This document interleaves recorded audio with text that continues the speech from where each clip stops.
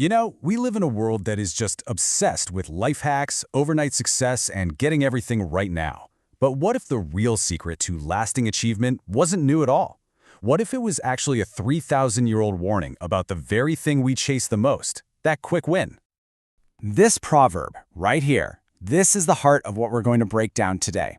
It is a surprisingly modern piece of advice that just cuts through all the noise of our crazy, fast-paced lives. And we're going to unpack exactly what it means for you. Okay, so here's our game plan. We're going to start by really deconstructing that ancient text. Then, we'll jump straight into the brain science that explains why we love shortcuts so much. We'll even look at a classic psychology experiment, figure out the difference between good speed and bad speed, and then wrap up with a practical toolkit you can use to build real, lasting success. All right, first things first, let's get right to the root of this proverb. Because the original Hebrew words, they are way more specific and, honestly, way more revealing than the simple English translation lets on. So let's get into the details here. The original Hebrew for inheritance, nahala, isn't just about money from your rich uncle. No, it means any success, any wealth, any status that you've earned through the proper process. And hastily, mabohalet, this is the really interesting part. It doesn't just mean fast. It actually implies something panicked, chaotic, confused. So you see, the warning isn't against speed. It's against a thoughtless, disordered scramble to the finish line. And here's a really important point. This proverb isn't a tool for you to judge other people's success. It's not for looking at someone else and saying, oh, they got that too fast. No. This is a direct warning for you and for me, for that moment when we're tempted by that get-rich-quick scheme or that little shortcut that just seems way too good to be true. Okay, so let's fast forward a few thousand years, because what's wild is that this ancient insight lines up perfectly with what modern neuroscience tells us about our own brains. So why is that shortcut so incredibly tempting? Well, the answer has a name. It's a cognitive bias called delayed discounting. Basically, our brains are hardwired to want a small reward right now way more than a much bigger reward later. Think of it as an evolutionary hangover. Back in our hunter-gatherer days, grabbing the berries right in front of you was a much smarter survival strategy than waiting around for a bigger animal that might never even show up. And this creates this constant battle inside your head. You've got your nucleus accumbens, which is basically the primitive go button. It's screaming, I want that dopamine hit, and I want it now.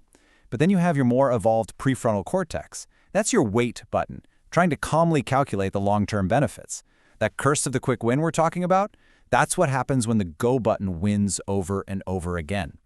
This whole internal struggle was captured perfectly in one of the most famous psychological experiments of all time. You've probably heard of it, the marshmallow test. The setup was so simple, right? A kid gets a choice. You can have this one marshmallow right now, or if you can just wait 15 minutes without eating it, you can have two. It was a perfect, real-world test of a child's ability to let their wait button win out over their go button. And the results? They were just staggering. Decades later, researchers followed up with these kids, and what they found was that the children who were able to wait for that second marshmallow ended up with higher SAT scores, they can handle stress better, and they had stronger social skills. Their ability to delay gratification was a huge predictor of a blessed end, just like the proverb told us. Okay, but I can hear you thinking, what about the real world? In business, aren't we always told about first mover advantage? Doesn't the world reward speed above everything else? So how do we square that with this ancient warning? This, right here, is the critical distinction. The proverb warns against panicked, impulsive haste. But modern strategy, that relies on strategic speed. It's a deliberate, planned velocity that's built on a solid foundation of data and learning. Haste is all about a chaotic start. Strategic speed is all about a sustainable end. They are not the same thing. I mean, just think about it for a second. Google was not the first search engine, not by a long shot. And Facebook was definitely not the first social network. They were late movers who patiently watched the pioneers, learned from all their mistakes, and then built something better, something more sustainable. They chose strategic speed over reckless haste. So, knowing all this, how do we actually train our brains to go for that long-term, blessed end?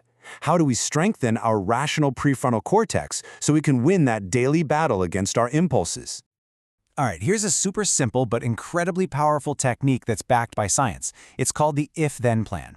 You just create a simple rule for yourself ahead of time. For example, If I get an offer that sounds way too good to be true, then I will force myself to wait 24 hours before I make any decision. This one simple action creates what psychologists call an emotional cooling-off period. That 24-hour pause gives the dopamine rush from your impulse-driven reward system time to fade.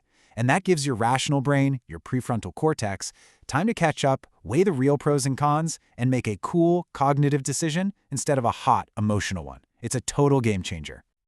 But it is so crucial to apply this wisdom the right way. The point is not to look at someone else's quick success and get envious or critical and say, oh, that's not going to last. Instead, we need to ask about the process. Was it panicked and chaotic, or was it prepared and deliberate?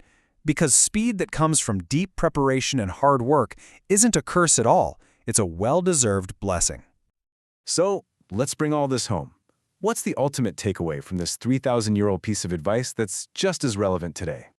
At the end of the day, true, lasting success isn't something you just grab. It's something you build, brick by brick.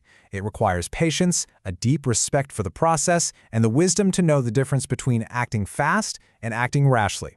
This ancient proverb isn't anti-success. It's a blueprint for sustainable success. So I'll leave you with this one question to think about. Your career, your relationships, your skills, all of it. It's an inheritance that you're building for your future self day by day. So the question is, are you building it to last?